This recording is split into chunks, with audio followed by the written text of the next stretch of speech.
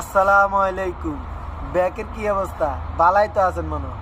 আচ্ছা, আপনারা এই যে দেশে বই চিন্তা করেন, খালি বিদেশে আইলে কাম আর কাম আর টিয়া আর টিয়া, মানে মানছে খালি মেলা টিয়া কামা প্রবাসে যারা থা। আচ্ছা, আপনার মাথাত এইটা কিল্লা ইয়ে না যে একটা মানুষ বিদেশে আইলে হেতের ভাষা শিখতে শিখতেই হিসেদি লাল হতে পারো। ধরেন যে তারা মধ্যপ্রাচ্যে থা, হেতারা আরবি ভাষা শিখুন লাগে।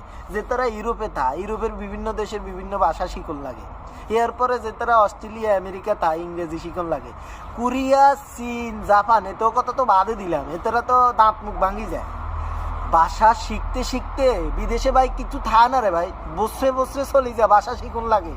আপনারা কিনলে খালি মনে করেন যে বিদেশে আইলে টিয়া, ওই বেড়া দেন বিদেশে আইলে বাসায় শিখুন লাগে, বাসার হিসেবে জীবন দিয়ালান লাগে। এটা কিনলেই চিন্তা করেন না, বাসা ছাড়া তো অনেক ভালো কামা হান জানা রে ভাই।